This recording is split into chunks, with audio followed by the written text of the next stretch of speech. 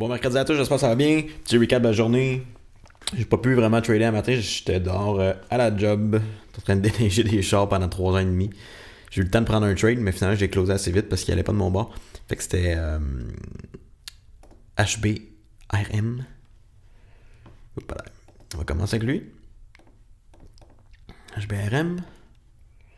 Dans le fond, c'est ça. Mon analyse du daily. Dans le fond, on a eu un Green Day hier. On est allé plus haut que les anciens highs. Fait qu'on a breaké les highs de la journée précédente. Fait que je m'attendais à un nouveau move plus haut, en fait.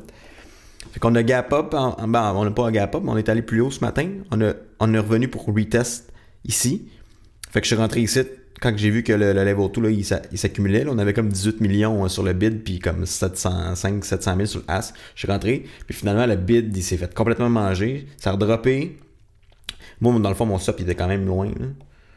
En dessous des daily highs, là, des daily lows plutôt. Fait que c'était comme ici, là, à 0,029. Mais le but, c'est que moi, je sorte avant, puis que je perde pas ma position complète de 100$, mon risque de 100$. Comme j'avais dit hier, en fait, si la position elle décollait pas, j'allais le fermer le plus rapidement pour pas que ça fasse comme hier, puis ça fait exactement ça, fait que j'ai closé.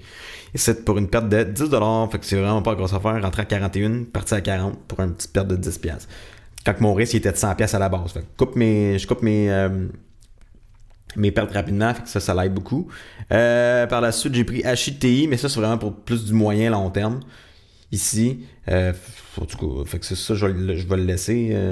Il y a des chances qu'on vienne toucher la résistance ici, en tout cas, mais ça c'est plus que ce moyen terme là. Puis par la suite, là, je suis revenu pour le Power Hour. Puis j'ai pris 3 trades. Ouais, 4 trades en fait, là, je me suis trompé. J'avais MCET ici. Dans le fond, le but c'était d'aller.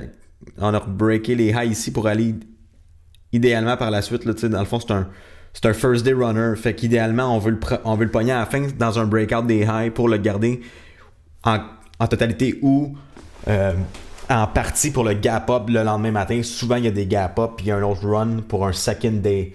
Un second mover, dans le fond, un deuxième journée verte. Un second runner day. Fait que dans le fond, je suis rentré ici, mais c'est descendu tout de suite. Fait que je suis reparti. Fait qu'on est monté.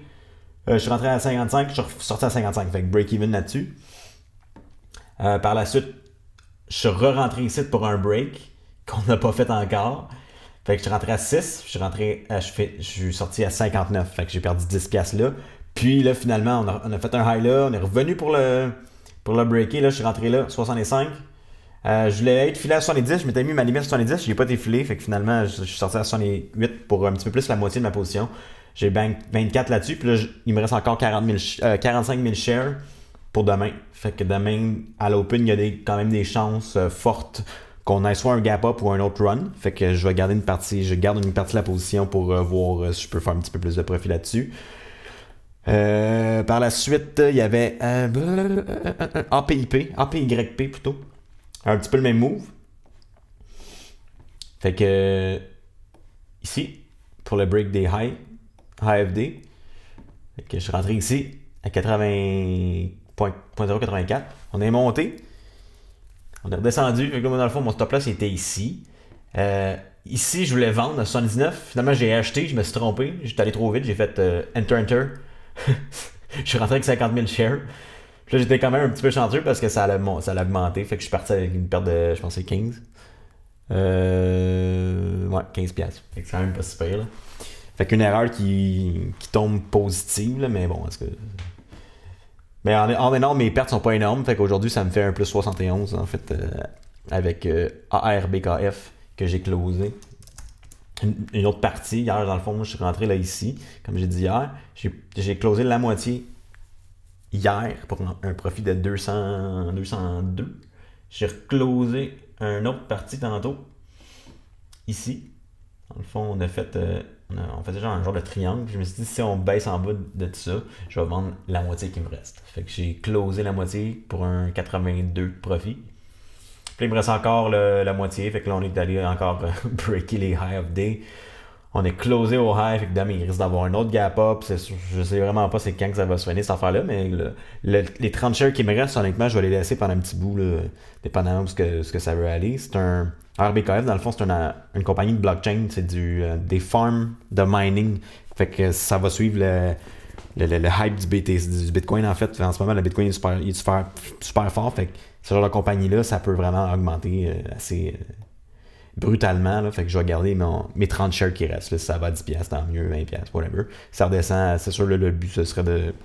C'est qu'à redescendre, je vais le breaker, je vais le closer pour break-even. Je vais regarder comment ça se développe. Fait que, yes. Fait qu'all in all, encore 104$ de open profit sur lui.